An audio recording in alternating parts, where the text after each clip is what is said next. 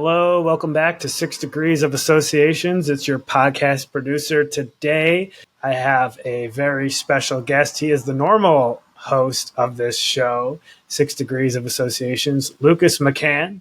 Hey, Casey.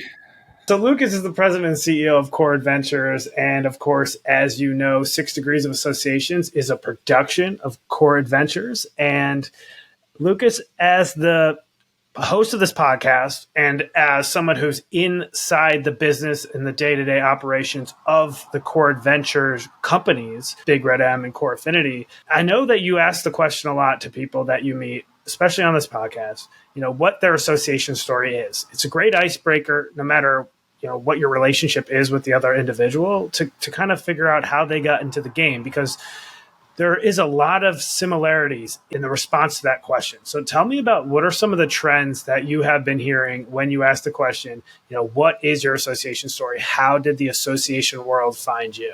Yeah, I like the question. I've even gotten some feedback on the back end. A lot of these folks, we've had some great people on the pod, as you know, and you've done some of the interviews as well. And so we can go back and forth here a little bit, but it's interesting.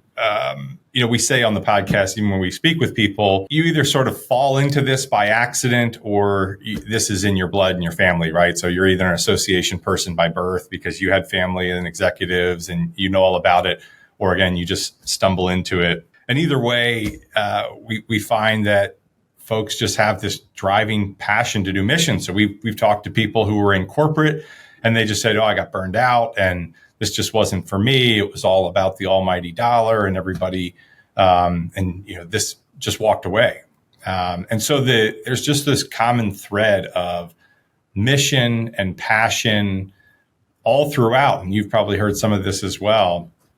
And it really drives the industry. And that's really what associations are all about, right? It's all mission-driven work, which is fantastic. And even when I ask people to come on, I ask them, well, yeah, we do want to talk about what it is you do and your role and how you found it. But what I really want to talk about is what are you most passionate about? Because that's when you get the good stuff, right? People's eyes light up. It's much more interesting to hear about what they're passionate about. And that's good for them too, is when they're doing podcasts, typically out in the market, it's, hey, tell us about your industry, right? It's somebody from the industry that wants to hear from the CEO and executive at the association. Tell us about the trends and what's happening in advocacy. And sometimes this pod, 6 Degrees, is a nice break when we ask that question to, well, let's just talk about them and let's just talk about their passion and their mission and kind of zoom out, if you will, away from their particular industry.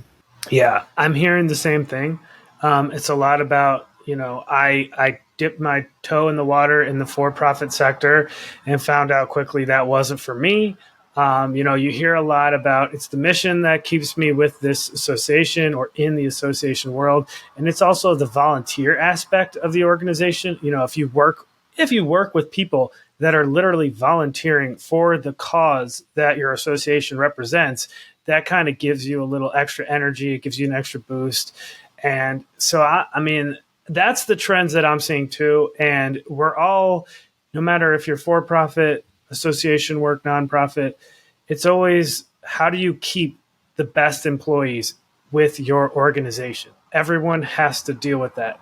It's the number one thing is having great people that are the makeup of your employees and of your organization. So I'm curious if you think there's anything that the for-profit world could learn from how the association world does such a great job of maintaining great people in their organizations by staying mission focused. Yeah, the for-profit, they have the obvious advantage of being those that do it well in the for-profit of being revenue rich. And you could certainly go out and buy talent, right? If there are folks that have the talent, have the skill set, have all the intangibles that are required in this environment to be sort of top talent and recruited, you could go to, an Apple or a Google or an Amazon and you could make really, really good money. But there will be something a little bit lacking as the mission that is offered within the association market is like anything else. And you mentioned volunteer. I think that's also a common thread that when we ask what keeps them in associations is the volunteers. And I think what they're really saying is the inspiration that the volunteers provide is that these people are out there using their own time and resources in some cases to show up because they believe so much in the work of the association and what they're doing, not only for the industry. I mean, it really, their impact is so broad. And so that passion that it just oozes out of an organization where the culture is right and it's good. And this culture has become, kind of a hot button word, but it means a lot of that in some cases. Is we're here focusing everything we do through the lens of mission that helps business, that helps people, that helps, fill in the blank, right? Whatever it is, it can be environmental, it can be economic, it can be global impact. There's so many, 80, 85, 90,000 plus organizations out there.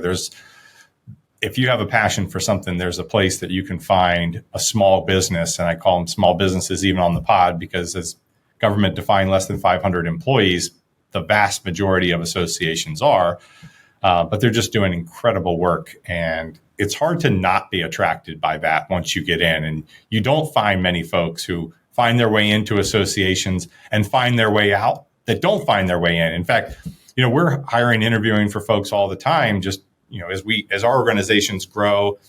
And some of these folks were in associations, they left because, they wanted to chase a dollar. I don't know what it is. In some cases, it feels like it literally is a dollar that they're going after. It's not in the grand scheme of things that much money that you transition for some cases. And now they're coming back. And I think it's fantastic. And it's it speaks to the industry. It speaks to the culture of all of that. When you mentioned some of those tech companies, it made me think of the caricature of like a tech CEO who's saying to the employees that he's trying to inspire, like, we're changing the world here. I know you've seen whatever it's been like parodied about that, like tech CEO that might have kind of maybe like a trivial product or weird service they're making, but to get the employees inspired, they almost have to like fake like, hey, we're changing the world here with this technology.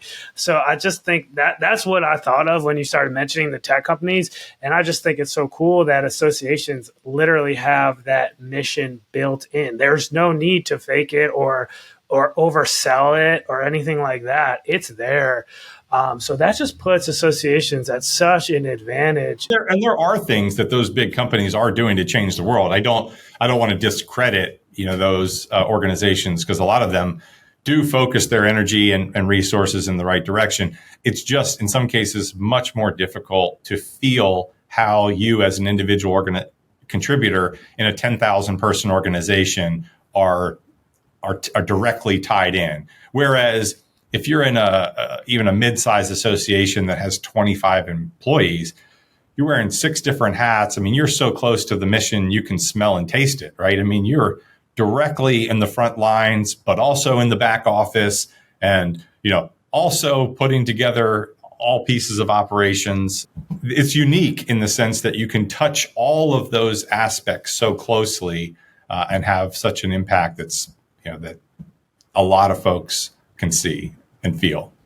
Oh, yeah, for sure. And I was interviewing Trevor Mitchell just last week. He is the executive director of American Mensa.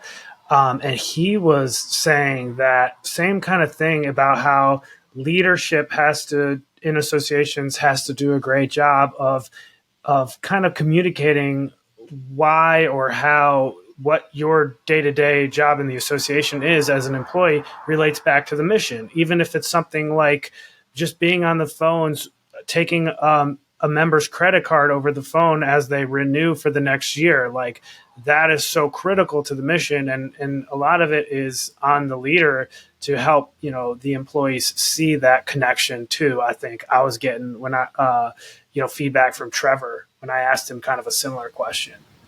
Yeah, we've had some great leaders on the show. And I think the great ones really do a wonderful job of connecting the puzzle pieces, right? It's easy to go out and say, we want to build bigger sponsorship program. Okay, well, why do you want to do that? Well, we want to build a bigger sponsorship program because we think there's more need and we could generate more revenue. Well, great, but why do you want to generate more revenue?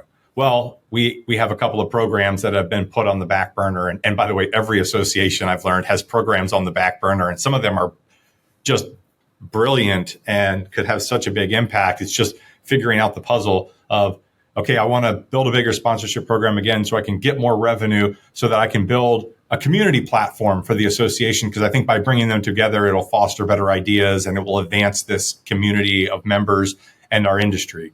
Or, fill in the blank, I want to build a certification program that will give more credibility to members and more value in turn, and will give ultimately the industry more credibility, and we can wear this badge and all these things. And I'm like, good, that's exactly right.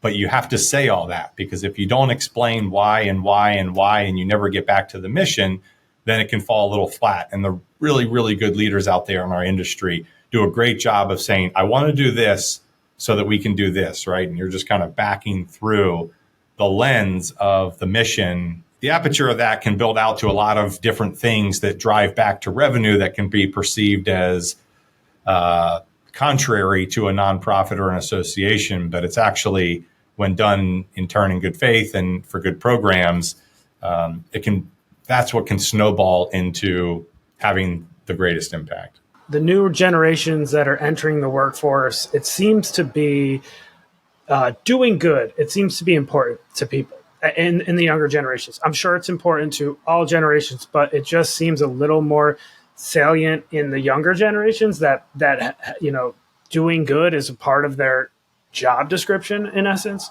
So, how can associations really take advantage of this time when that's the case and kind of shed that old reputation they've had as kind of being behind the curve? Yeah, and I think in some areas they're always going to have an uphill battle in fighting the curve of being 10 years behind, just as we've talked about on the pod with some others, like technology, without the massive influx of cash, it's difficult to stay ahead of the curve as it relates to technology. Without staffing that supports a lot of programs as it relates to technology. And then just the general, you think about it, the general nature of associations is sort of run by committee, right? There's always types of, member boards, executive boards, and you have to sort of go through the process. That's why some people stay away from associations, suppliers and such, because they say, well, the sales cycles, are 6 months, 12 months. And okay, they are, because we have all of these layers. And so that piece of it, I think, will always be a challenge. But to answer your question, just promoting, this is one place where I think associations were 5 or 10 years ahead, or maybe more, because they've always been in the mission field. And now consumers, prospective members even, but a lot of consumers who could be attracted into roles within associations are looking for that, right? We roll back the clock. It almost became cliche if you didn't have a mission for a period, right? For a while there, it was like, there was a whole movement of like, I'm not buying anything unless they give away 5% to fill in the blank cause. And like Tom's shoes, I think that's kind of how they launched, right? It's like, buy a pair of Tom's shoes, they give a pair away. And everybody felt good about that.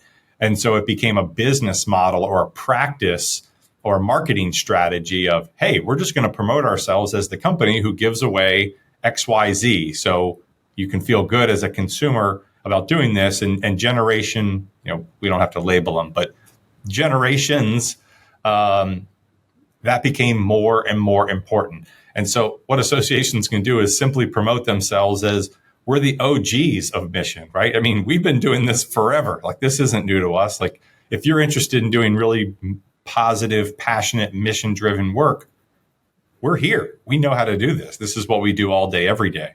It's not just kind of a back-end piece of marketing that we do that, hey, we give 5% of our profits to save the oceans. Like, no, that's not it. It's what we do all day. Definitely. And some other trends I wanted to mention that we've seen in recent episodes of our podcast is servant leadership, lifelong learning, and a lot of the diversity efforts going on in associations right now.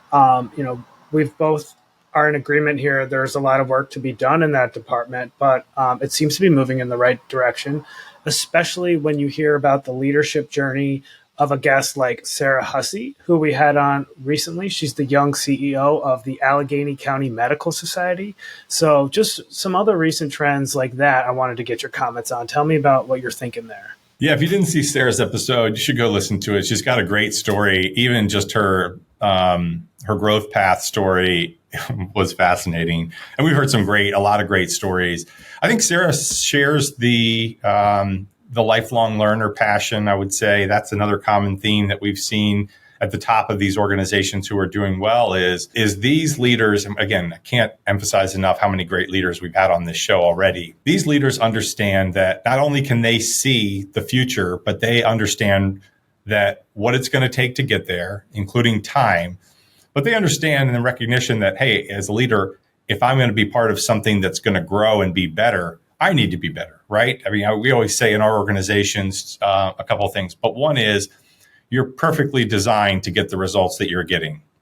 Well, that's great, because if I don't grow, we're just going to continue to get these results. And we would say as within our organizations, by the way, if you all don't grow, the organization can't grow. And so we encourage professional development. We encourage lifelong learning, because we want to be 2, 3, 10x where we are today. Then everybody here needs to be different. And by different, I very pointedly mean better.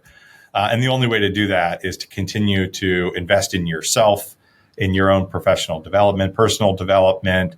There's no such thing as a perfect coach. There's no such thing as a perfect parent. There's no such thing as a perfect employee. There's no such thing as a perfect leader.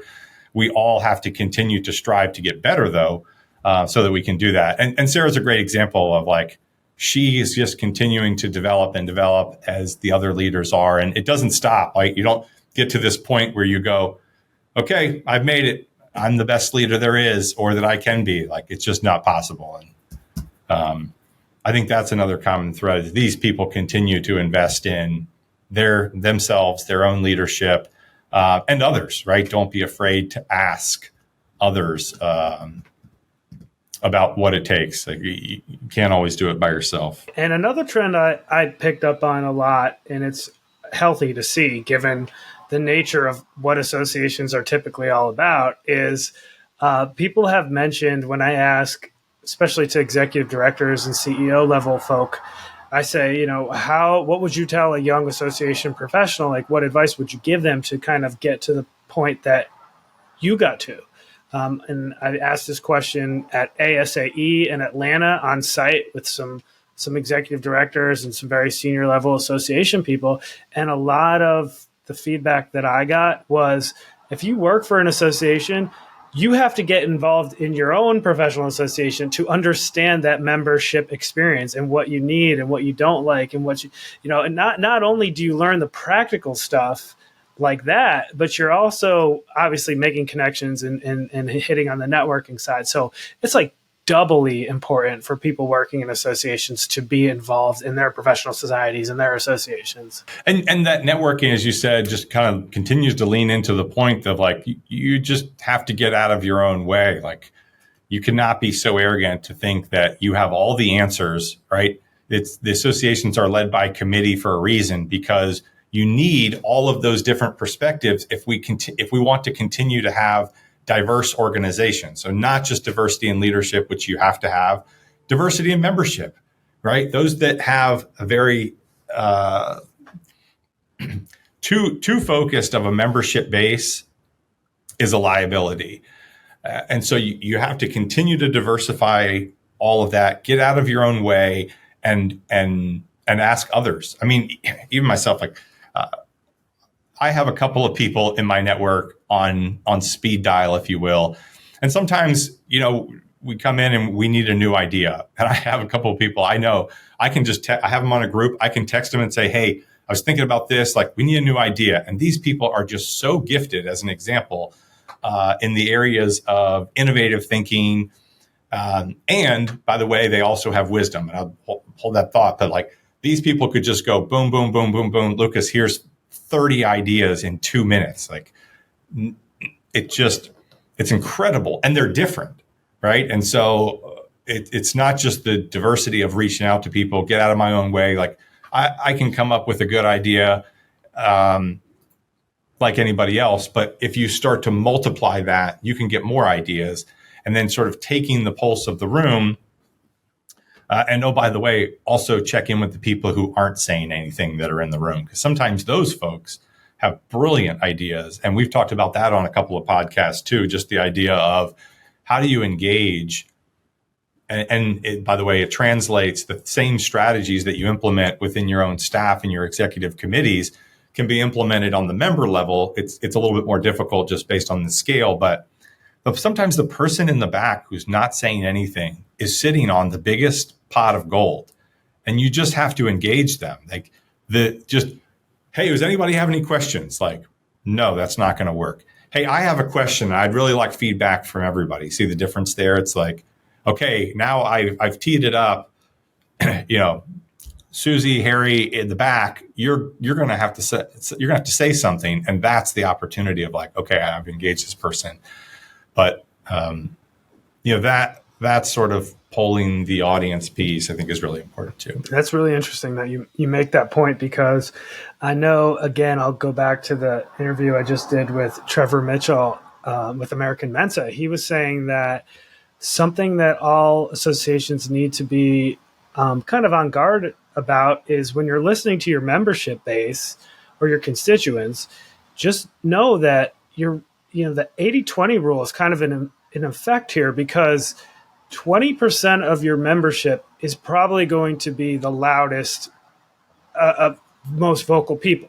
And then 80% of your membership might just never be giving you feedback. So don't, make a mistake there and say, oh, that 20% that's the loudest is really representative of my entire membership group. I think people can fall into a trap there. Absolutely. That is like Pareto principle, as it were, or, the squeaky wheel gets the grease. I mean, if you have a group of 20 people, one person with the right or, wrong or whatever you want to call it, personality, it's not either, but it's just their personality can consume it. And I've seen it. I've been a part of it in organizations. I've seen it happen in executive committees and membership. They can dominate it, and you walk out, and in a hallway conversation, if you have a really good relationship with that person, they'll come up to you and go, hey, I didn't really agree with any of that, but I didn't know how to introduce a different idea given the boldness of what was being presented.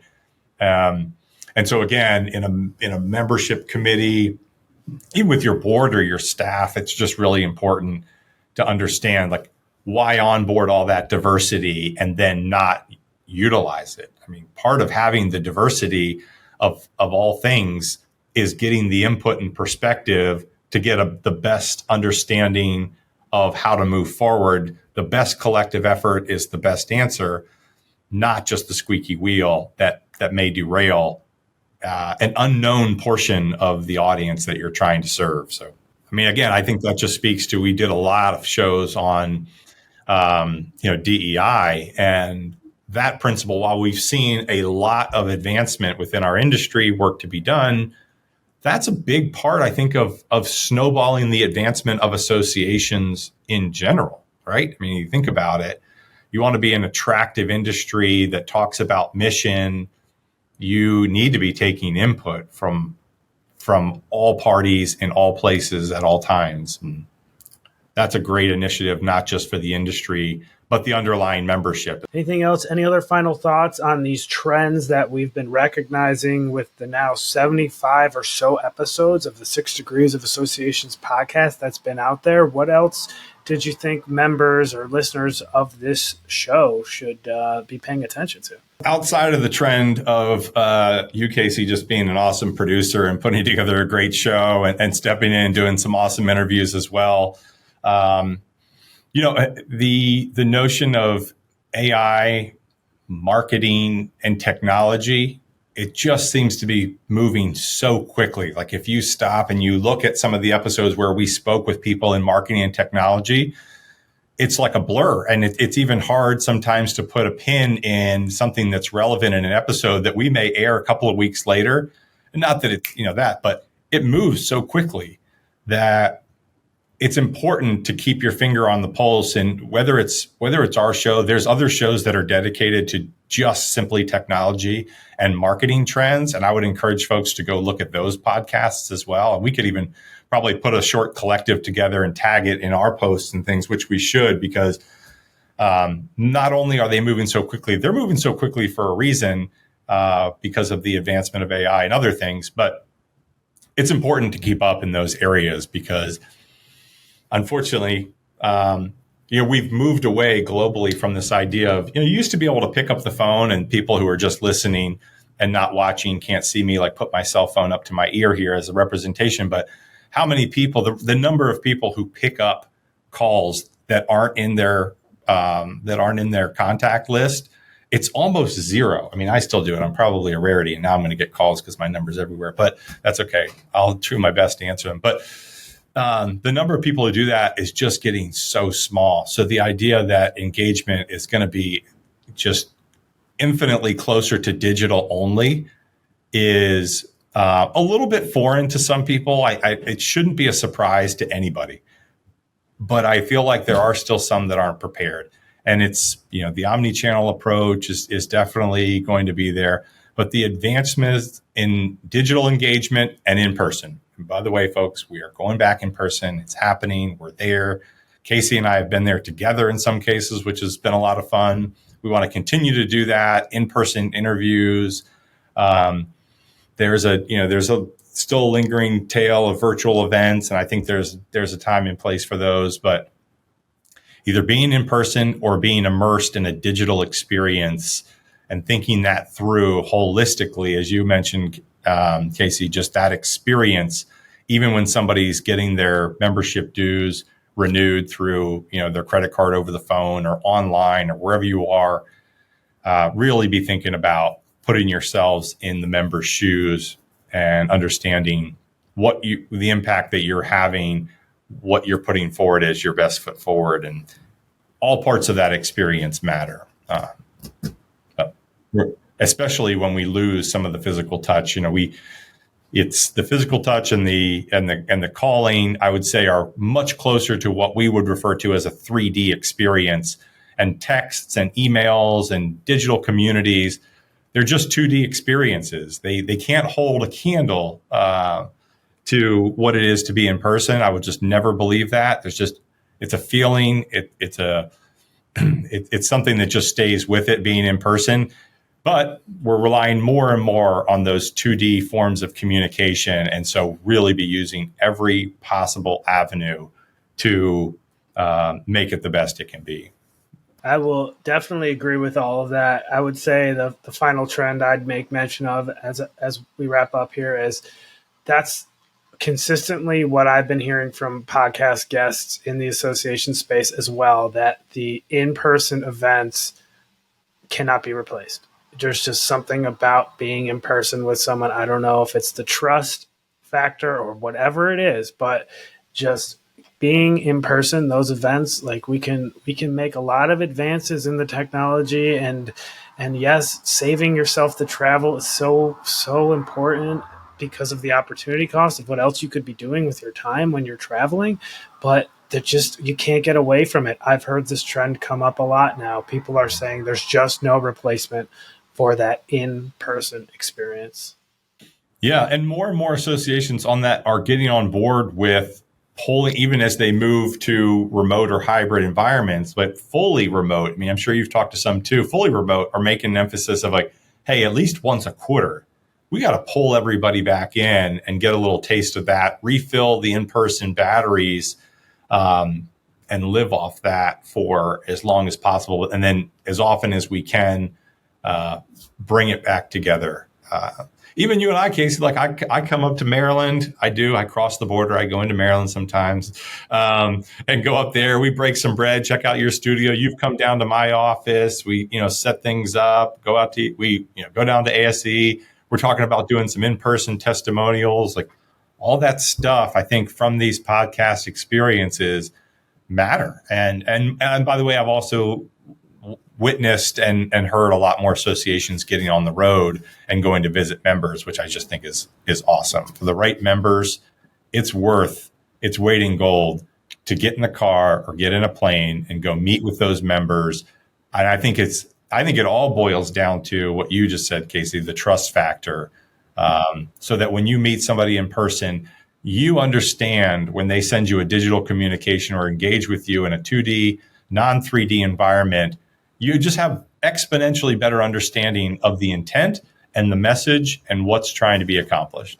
Yeah, and we've covered it well, but I'll just add to that. I do not like being away from home. No one likes sitting in I-95 traffic when you're coming from Baltimore to Northern Virginia, which is what we do when we visit each other, me being in Baltimore, you down in Northern Virginia. And also, I don't like having to go to the airport to go to events because I have a young son and wife who, especially, it's just tough to be away from. Yeah, you don't want to miss that time. Exactly, no matter how short the trip is. But what I'll say is, one thing my wife will tell me, she's like, she loves when I travel for work. Granted, I don't have to do it that often, but she's like, you get your energy from it. I can tell when you come back from a trip, you're different. You seem re-energized to do the work. And that's certainly true. I do think I get a lot of my energy from those work trips, and that is that in-person element. So we will put a pin in this conversation for now. But please continue to tune into the show, 6 Degrees of Associations, talking all sorts of trends for 2024 and beyond. Lucas, thank you for joining me today on the show. Thanks, Casey. Looking forward to the next one already.